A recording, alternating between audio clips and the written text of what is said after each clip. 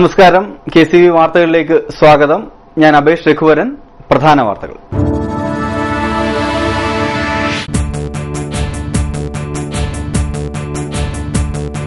കാത്തിരിപ്പിന്റെ വേദനയുമായി ഒരു കുടുംബം. യുദ്ധം നൽകുന്നത് എന്നും ദുഃഖം മാത്രം. പുത്രനു വേണ്ടി പ്രാർത്ഥനയും കണ്ണീരുമായി സന്തോഷിന്റെ മാതാപിതാക്കൾ.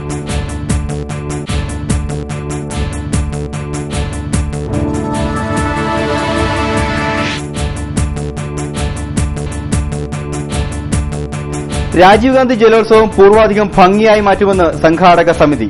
നെഹ്റു ട്രോഫി കഴിഞ്ഞാൽ ഏറ്റവും പ്രചാരമേറിയ ജലമഹോത്സവമാണ് രാജീവ് ഗാന്ധി ജലോത്സവമെന്നും സംഘാടകർ.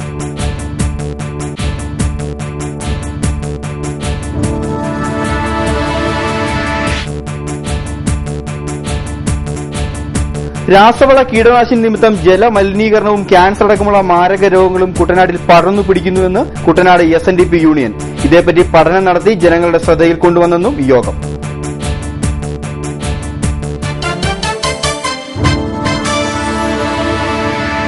വാർത്തകൾ വിശദമായി. ആഭ്യന്തര യുദ്ധം രൂക്ഷമായ ഇറാഖിലെ കുർദിസ്ഥാനിൽ കുടുങ്ങിയ തങ്ങളുടെ മകനു വേണ്ടി പ്രാർത്ഥനയോടെ കാത്തിരിക്കുകയാണ് തലവടി പഞ്ചായത്തിലെ 10ാം വാർഡിലെ 65 ചിറ സന്തോഷിന്റെ കുടുംബം. കഴിഞ്ഞ 4 മാസം മുമ്പാണ് ഏജന്റുമാർ മുഖേന സന്തോഷ് ഇറാഖിലേക്ക് പോയത്. ഫൈബർ നിർമ്മാണ കമ്പനിയിലേക്കാണ് ജോലിക്കായി പോയത്. സന്തോഷിനെ ഇറാഖിലേക്ക് കൊണ്ടുപോയ ഏജന്റുമാർ പറഞ്ഞിരുന്ന കമ്പനി റിദിഷ് ആയിരുന്നു. എന്നാൽ സന്തോഷിന് ജോലി ലഭിച്ചത് ഇറാഖിലെ മറ്റൊരു കമ്പനിയിലും. 4 മാസം ജോലി ചെയ്തിട്ട് 2 മാസത്തെ ശമ്പളം മാത്രമാണ് ഇതുവരെ ലഭിച്ചിട്ടുള്ളത്. കുർദിസ്ഥാനിൽ ആഭ്യന്തര യുദ്ധം രൂക്ഷമായതോടെ സന്തോഷ് നാട്ടിലേക്ക് വരുവാൻ തയ്യാറെടുക്കുമ്പോൾ കമ്പനി അധികൃതർ സന്തോഷിന്റെ പാസ്പോർട്ട് പിടിച്ചുവച്ചിരുന്നുവെന്നും $2400 നൽകിയാൽ പാസ്പോർട്ട് തിരികെ നൽകാമെന്നുമാണ് കമ്പനി പറയുന്നതെന്നും സന്തോഷിന്റെ മാതാപിതാക്കളായ ഗോപിയും സുകുമാരിയും പറയുന്നു. 4 മാസമായിട്ട് 2 മാസമായി ശമ്പളം വീട്ടിൽ വന്നിട്ടുള്ളൂ. അത് കഴിഞ്ഞ് ഇപ്പോൾ ആണെങ്കിൽ ബ്രിട്ടീഷ് കമ്പനിയിലാണെന്ന് പറഞ്ഞാണ് അവർ കൊണ്ടുപോയത്. ഇപ്പോൾ അവർ ഇറാഖ് കമ്പനിയിൽ തന്നെയാണ് ജോലി കൊടുത്തേക്കുന്നത്. പിന്നെ അവിടെയാണെങ്കിൽ ആഹാരമൊന്നും ഇല്ലെന്നാണ് പറയുന്നത്. ഞാൻ എൻ്റെ മക്കളുണ്ടോടാണ് കഴിയുന്നത്. ഇപ്പോൾ അവർ പറയുന്നത് $2400 കൊടുത്താലേ അവർ തിരിച്ച് പാസ്പോർട്ട് കൊടുത്ത് നാട്ടിൽ വിടത്തുള്ളൂ. എങ്ങനെയായാലും നാട്ടിൽ വന്നാൽ മതി. ഇന്ത്യൻ എംബസിയുമായി ബന്ധപ്പെട്ടതിനെ തുടർന്ന് കഴിഞ്ഞ ഒരാഴ്ച മുമ്പ് $500 നൽകിയിരുന്നു. എന്നാൽ കഴിഞ്ഞ ദിവസങ്ങളിലായി വെള്ളവും വെളിച്ചവുമില്ലാത്ത മുറിയിലാണ് സന്തോഷ് കഴിയുന്നത്. എത്രയും വേഗം അധികാരികൾ ഇടപെട്ട് സന്തോഷിനെ നാട്ടിലെത്തിക്കുവാനുള്ള നടപടി സ്വീകരിക്കണമെന്ന് ഭാര്യ പുഷ്പയും മക്കളും ആവശ്യപ്പെട്ടു. ഇക്കുറി രാജീവ് ഗാന്ധി ട്രോഫി വള്ളംകളി പൂർവാധികം ഭംഗിയോടെ നടത്തുമെന്ന് സംഘാടക സമിതി ഭാരവാഹി അലക്സ് മാത്യു പറഞ്ഞു. മങ്കൊമ്പിൽ KCV വാർത്തകളോട് സംസാരിക്കുകയായിരുന്നു അദ്ദേഹം. ഇരുവിഭാഗങ്ങളിലായി സംഘാടക സമിതി വിഘടിച്ചു നിന്നതാണ് കഴിഞ്ഞ വർഷം വള്ളംകളി നടക്കാതെ പോയതിന് കാരണം. അകന്നു നിന്നവർ ഒരുമിച്ച് ഒറ്റക്കെട്ടായി ഇക്കുറി വള്ളംകളി സുഗമമായി നടത്തുന്നതിനുള്ള സാഹചര്യം ഒരുക്കുമെന്നും അലക്സ് മാത്യു പറഞ്ഞു.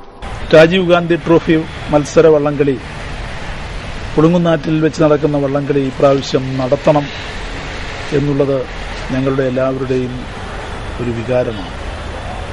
ഈ വള്ളംകളി ഒരിക്കലും നിന്നുപോകാൻ പാടില്ല. നിർഭാഗ്യവശാൽ കഴിഞ്ഞ വർഷം ഈ വള്ളംകളി നടത്താൻ കഴിഞ്ഞില്ല.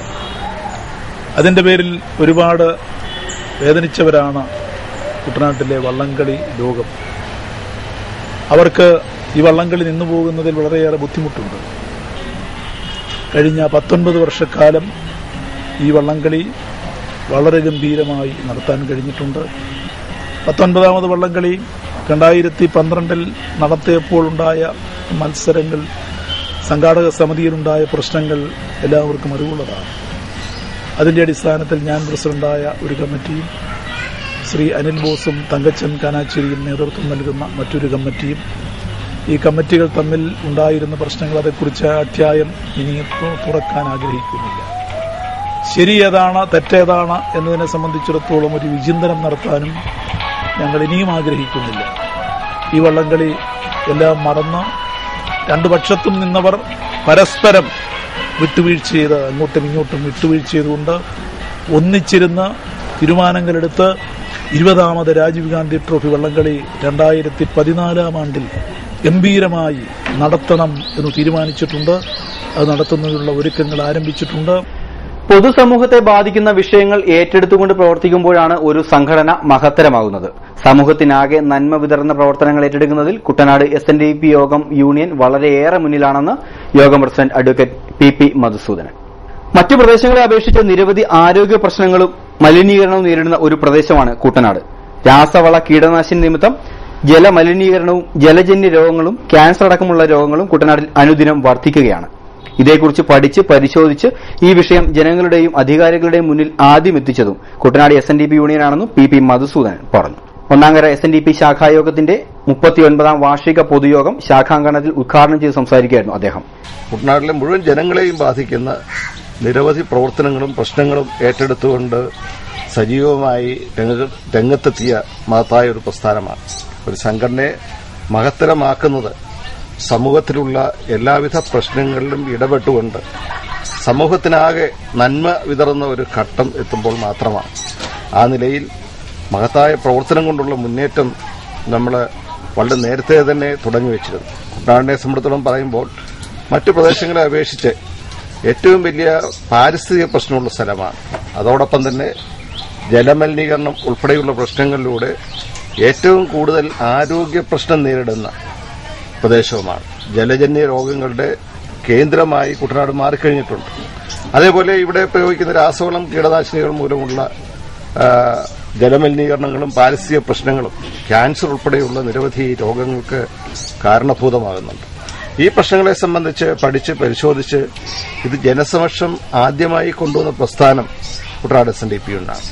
യൂണിയൻ സെക്രട്ടറി MT പുരുഷോത്തമൻ അധ്യക്ഷനായി, KR Mangalanandan, TK Sadanandan, L Shivan എന്നിവർ സംസാരിച്ചു. തുടർന്ന് പുതിയ ഭാരവാഹികളുടെ തിരഞ്ഞെടുപ്പും നടന്നു. ശ്രീനാരായണ ചിന്തയും ദർശനങ്ങളും എന്ന വിഷയത്തിൽ സ്വാതി കുട്ടികൾക്കായി ക്ലാസുകൾ നയിച്ചു. 40 കൊല്ലം മുമ്പ് അനുവദിച്ച കോളനിയിലെ നിവാസികൾക്ക് ഇതുവരെ വസ്തു അളന്നുപോലും നൽകിയിട്ടില്ല. ഇതേ തുടർന്ന് നടപടി പോലുമില്ലാതെ ബുദ്ധിമുട്ടുകയാണ് 23ഓളം കുടുംബങ്ങൾ. എടത്തോ പഞ്ചായത്തിൽ 2ാം വാർഡിൽ തായങ്കരി പുത്തൻപരമ്പിനകം പാടത്തിന് നടുക്ക് സ്ഥിതി ചെയ്യുന്ന കോളനിയിലെ ജനങ്ങളാണ് ബുദ്ധിമുട്ട് അനുഭവിക്കുന്നത്. കോളനി അനുവദിച്ച സമയത്ത് ഒരു കുടുംബത്തിന് 4 സെന്റ് വസ്തുവും നടവഴിയും എന്ന വ്യവസ്ഥയിലാണ് നൽകിയത്. ഞങ്ങളുടെ ഈ വഴി ഒന്നാം പ്രധാനം ഇത് അളന്ന് കിട്ടണം. അളന്നിട്ട് ഞങ്ങൾക്ക് വഴി ശരിയാക്കി തരണം. പിന്നെ ആ കുഴിയെ കണ്ടല്ലോ, ആ കുഴിയൊന്ന് നല്ല വൃത്തിയായിട്ട് വളർത്തി തരണം. ഈ ഒരു മഴ പെയ്താൽ മഴ പെയ്ത് കഴിഞ്ഞാൽ ആ കഥ തുറന്നതാക്കത്തില്ല. 2 പിള്ളേർ എനിക്ക് പഠിക്കുന്നവരുണ്ട്. അതുങ്ങൾ അവിടെ നിന്ന് പഠിക്കാൻ പോലും ഒക്കത്തില്ല. ഭയങ്കര നാറ്റം കൊണ്ട് പെരക്കാത്ത ആഹാരം പോലും കഴിക്കാൻ നിവൃത്തിയില്ല. അങ്ങനെ കളിക്കുക. ഞങ്ങൾ പറയാനുള്ളവർക്ക് പറയുന്നുണ്ട്, ആരും വന്ന് തിരിഞ്ഞു പോലും നോക്കത്തുമില്ല. ഇവിടെ ഗ്രാമസഭ എല്ലാം കൂടുമ്പോൾ ഓരോരുത്തരുടെ ഇന്ന് പറയും, അവർ വരും വന്നിട്ട് അങ്ങ് പോകും. അതിനെപ്പറ്റി ഒരു നടപടി അവരെടുക്കുന്നില്ല. എന്നാൽ നാളിതുവരെയായിട്ടും വസ്തു അളന്ന് തിട്ടപ്പെടുത്തി നൽകുവാനോ നടപടി നിർമ്മിക്കാനോ അധികാരികൾ തയ്യാറായിട്ടില്ലെന്ന് നാട്ടുകാർ ആരോപണം ഉന്നയിക്കുന്നു. ഞങ്ങളെ ഈ പുരയുടെ അടച്ച് കളത്തി പൊക്കി തന്ന് ഞങ്ങളുടെ വഴി നല്ല തിട്ടപ്പെടുത്തി തരണം. ഞങ്ങൾ ഒത്തിരി എടുത്ത് പരാതികളും അപേക്ഷകളും കൊടുത്ത് പഞ്ചായത്തിലും അങ്ങനെയൊക്കെ കൊടുത്തിട്ട് അവരാരും വന്ന് ഇത് അന്വേഷിക്കാനോ ഒന്നിനും ഇതുവരെയും വന്നിട്ടില്ല. പിന്നെ കാലത്തും വൈകിട്ട് ഞങ്ങൾ അയൽവക്കക്കാരുമായിട്ട് വഴക്കുണ്ടാക്കുക. മഴ പെയ്യുമ്പോഴത്തേക്ക് പൊങ്ങിയ പുരയിടത്തിന് താഴ്ചയിലോട്ട് വെള്ളം തുറന്നു വിടുക. ഞങ്ങൾക്ക് നടുക്ക് കിടക്കുന്നവർക്ക് വെള്ളം പോലും എങ്ങോട്ട് ഒഴുകി പോകാനായിട്ടുള്ള ഇതുപോലും ഞങ്ങൾക്കില്ല. ഈ അസുഖം വരുന്നത് ഈ വെള്ളം ഇങ്ങനെ കെട്ടിക്കിടക്കുന്നത് എല്ലാവർക്കും ഇവിടെ അസുഖങ്ങൾ, കൊച്ചുങ്ങൾക്കായാലും വലിയവർക്കായാലും ചൊറിച്ചിലുകളും എല്ലാം ആണ്. ഞങ്ങൾ ഈയിടെ ആശുപത്രിയിൽ പോയി മരുന്ന് വാങ്ങിക്കുകയൊക്കെ ചെയ്ത്. കോളനിയുടെ പല ഭാഗത്തും വെള്ളം കെട്ടിക്കിടക്കുന്നതിനാൽ ത്വക്ക് രോഗങ്ങളും ജലജന്യ രോഗങ്ങളും ഇവിടെ പതിവാണ്. കുടിവെള്ളം പോലും വിലയ്ക്ക് വാങ്ങേണ്ട അവസ്ഥയാണ് ഇവിടുത്തെ ജനങ്ങൾക്ക്. News desk KCV. മലയാള കലാകാരന്മാരുടെ ദേശീയ സംഘടന നന്മയുടെ ആലപ്പുഴ ജില്ലയിലെ കുട്ടനാട് മേഖലാ കമ്മിറ്റി രൂപീകരണം നടന്നു. State committee joint secretary Suresh ഒഡേശ ഉദ്ഘാടനം ചെയ്തു. കല ഉപജീവനമാർഗമായി കൊണ്ടുനടക്കുന്ന കലാകാരന്മാരുടെ അവരുടെ പ്രവർത്തന മേഖലയിൽ കലാകാരന്മാരെ സംരക്ഷിക്കുവാനും കലയെ സംരക്ഷിക്കുവാനും കലാകാരന്മാർക്ക് വേണ്ടുന്ന സഹായങ്ങളൊക്കെ ചെയ്തുകൊണ്ട് സാംസ്കാരിക കേരളത്തിൽ കലാകാരനുള്ള സ്ഥാനമുറപ്പിക്കാൻ പ്രയത്നിക്കുന്ന സംഘടനയുടെ നന്മയുടെ ഈ മേഖലാ സമ്മേളനം ഈ പ്രദേശത്തെ മുഴുവൻ കലാകാരന്മാരെയും കൂട്ടിയോജിപ്പിച്ചുകൊണ്ട് കലാരംഗത്തെ അവരുടെ കഴിവുകൾ പ്രകടിപ്പിക്കാനുള്ള വേദിയൊരുക്കിക്കൊണ്ട് പഴയ തലമുറയിലെ കലാകാരന്മാരെ പുതിയ തലമുറയിൽ കലാകാരന്മാരെ പരിചയപ്പെടുത്തിക്കൊണ്ട് കലാരംഗത്ത് കടന്നുവരാൻ കഴിവുള്ള കലാകാരന്മാരെ കണ്ടെത്തി അവർക്ക് വേണ്ടുന്ന പരിശീലനം നൽകുന്നതിനും ഒക്കെ കേരളത്തിൽ സജീവമായി പ്രവർത്തിക്കുന്ന കലാകാരന്മാരുടെ സംഘടനയാണ് national association of Malayalam artist, മലയാള കലാകാരന്മാരുടെ ദേശീയ സംഘടന. ആലപ്പുഴ ജില്ലാ പ്രസിഡന്റ് ലൌലി ഷാജി അധ്യക്ഷനായി, രാമങ്കരി മേഖലാ പ്രസിഡന്റായി സിബി മൂലങ്കുന്നവും സെക്രട്ടറിയായി AK ഷംസുദ്ദീനെയും യോഗം തെരഞ്ഞെടുത്തു. Peter symphony, Lali Joseph, Bijoy Shankar, Jaishankar, Bibin MR, John Philip എന്നിവർ സംസാരിച്ചു. പ്രമോദ് വെളിയനാട് നന്മയുടെ കോർഡിനേറ്ററും രക്ഷാധികാരിയായി തങ്കച്ചൻ കുന്നങ്കേരി കളത്തിനെയും തിരഞ്ഞെടുത്തു. ഇനിയൊരു ഇടവേള. KCV വാർത്തകൾ നിങ്ങൾക്കായി അവതരിപ്പിക്കുന്നത് മനോഹരമായൊരു വീട് നമ്മളുടെ എല്ലാം സ്വപ്നമാണ്. നിങ്ങളുടെ സ്വപ്ന ഭവനങ്ങളെ മനോഹരമാക്കാൻ ഇതാ സിമ്പിൾ ഷാലിമാർ സൂപ്പർ ബ്രാൻഡ് ടൈലുകളുടെയും ഗ്രാനൈറ്റിന്റെയും വിസ്മയ ലോകം. വിപുലമായ സ്റ്റോക്ക്, ഫാസ്റ്റ് സർവീസ്, 100% ഗുണമേന്മ ഇവയൊക്കെ നിലനിർത്തുന്നതുകൊണ്ട് ഞാൻ പറയുന്നു Shalimar. Shalimar marbles and granite, സ്വപ്ന ഭവനത്തിന് ഇവിടെ പൂർണ്ണത. Shalimar marbles and granite, Manikkachira, AC road, Changanassery.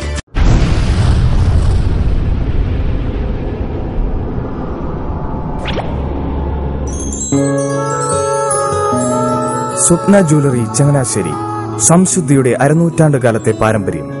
ചങ്ങനാശ്ശേരിയിലെ ആദ്യത്തെ 916 ഹോൾമാർക്ക് സ്വർണ്ണാഭരണശാല. ഉയർന്നുവരുന്ന സ്വർണ്ണവിലയ്ക്ക് ആശ്വാസമായി സ്വപ്ന ജ്വല്ലറി ഒരുക്കുന്നു സ്വപ്നനിധി സ്വർണ്ണ സമ്പാദ്യ പദ്ധതി. തവണകളായി അടയ്ക്കുന്ന തുക അതാത് ദിവസത്തെ സ്വർണ്ണവിലയിലേക്ക് മാറ്റി നിശ്ചയിക്കുന്നതിനാൽ പിന്നീടുണ്ടാകുന്ന വിലവർദ്ധനവ് നിങ്ങളെ ബാധിക്കുന്നില്ല. 250 രൂപ മുതൽ വരുന്ന 18 തവണകളാണ് സ്വപ്നനിധിക്കുള്ളത്. സ്വപ്ന ജ്വല്ലറി, സ്വപ്ന ബിൽഡിംഗ്, ചങ്ങനാശ്ശേരി.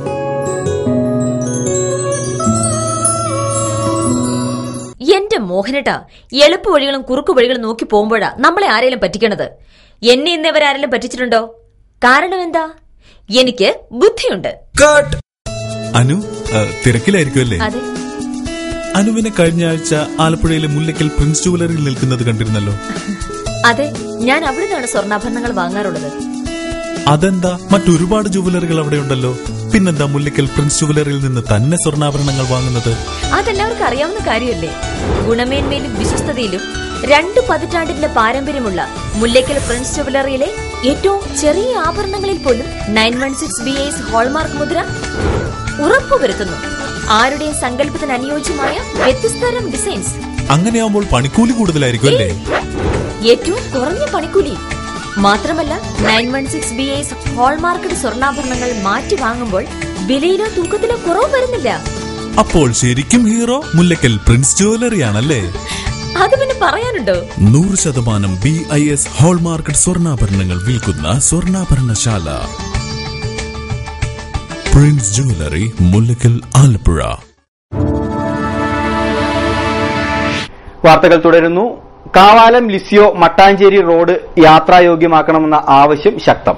വർഷങ്ങളായി തകർന്നു കിടക്കുന്ന റോഡിൽ അപകടം പതിവായിരിക്കുകയാണ്. 1.5 കിലോമീറ്ററോളം ദൈർഘ്യം വരുന്ന റോഡിലൂടെ കാൽനടയായും വാഹനത്തിൽ യാത്ര ചെയ്യുവാൻ സാധിക്കാത്ത നിലയിൽ തകർന്നു കിടക്കുകയാണ്. കാവാലം ഗ്രാമപഞ്ചായത്തിലെ 1ഉം 2ഉം വാർഡുകളിലൂടെയാണ് റോഡ് കടന്നു പോകുന്നത്.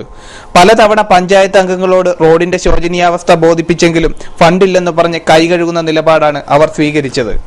Kavalam NSS higher secondary school, Kavalam technical school, സമീപത്തെ LP സ്കൂൾ, വിവിധ അംഗനവാടികളിലേക്കുള്ള 100 കണക്കിന് കുട്ടികൾ എത്തുവാനുള്ള ഏക മാർഗമാണ് ലിസിയോ മട്ടാഞ്ചേരി റോഡ്. എത്രയും വേഗം റോഡ് യാത്രായോഗ്യമാക്കണമെന്ന് നാട്ടുകാർ ആവശ്യപ്പെട്ടു.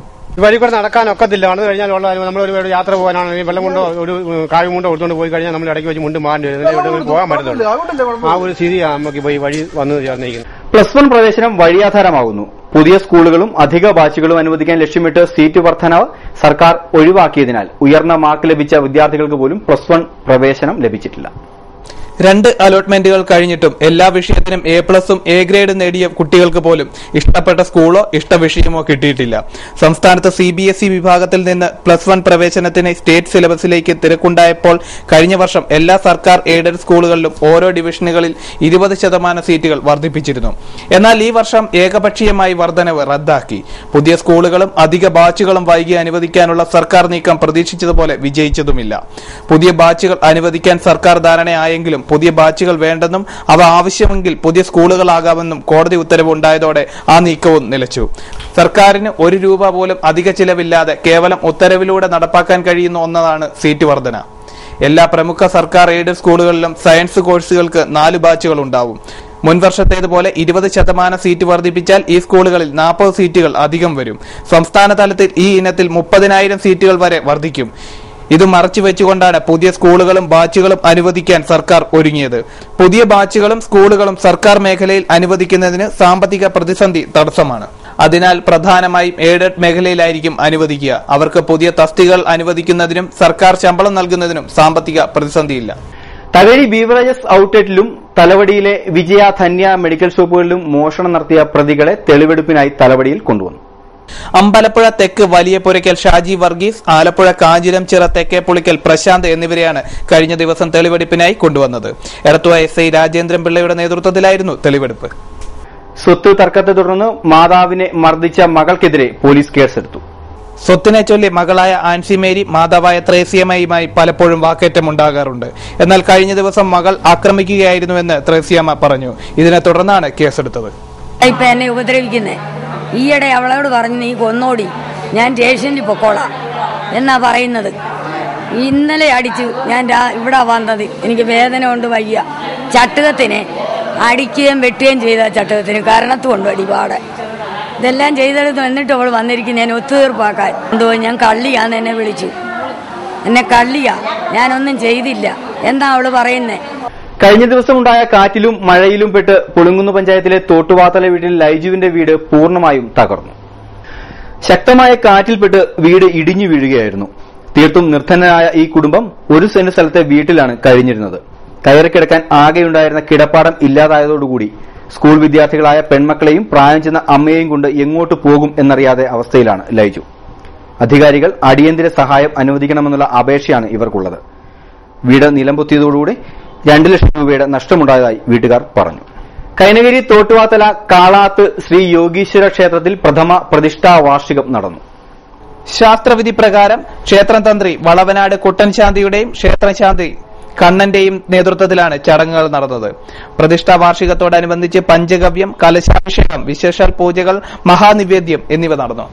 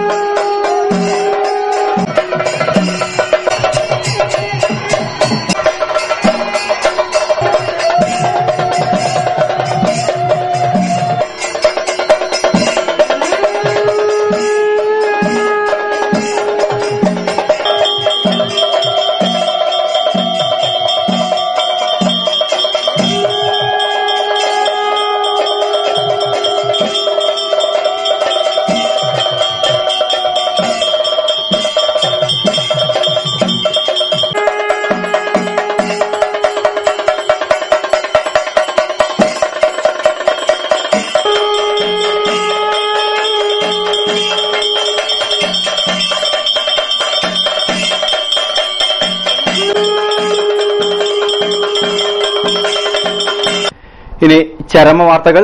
കൈനഗിരി പുത്തൻകളത്തിൽ PJ മൈക്കിൾ നിര്യാതനായി. 86 വയസ്സായിരുന്നു. സംസ്കാരം ചൊവ്വാഴ്ച 3-ന് കൈനഗിരി സെന്റ് മേരീസ് ഫൊറാന ദേവാലയ സിമിത്തേരിയിൽ. പ്രധാന വാർത്തകൾ ഒരിക്കൽ കൂടി.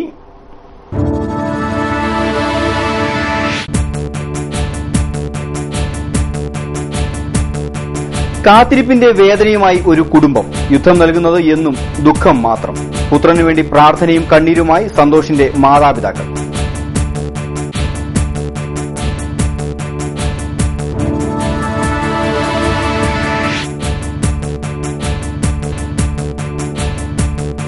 രാജീവ് ഗാന്ധി ജലോത്സവം പൂർവാധികം ഭംഗിയായി മാറ്റുമെന്ന് സംഘാടക സമിതി. നെഹ്റു ട്രോഫി കഴിഞ്ഞാൽ ഏറ്റവും പ്രചാരമേറിയ ജലമഹോത്സവമാണ് രാജീവ് ഗാന്ധി ജലോത്സവമെന്നും സംഘാടകർ.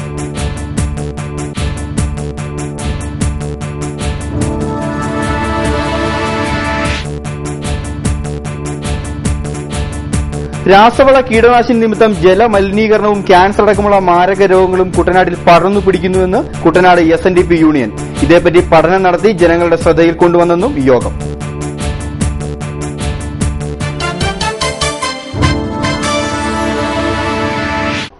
ഇതോടെ വാർത്തകൾ കഴിഞ്ഞു.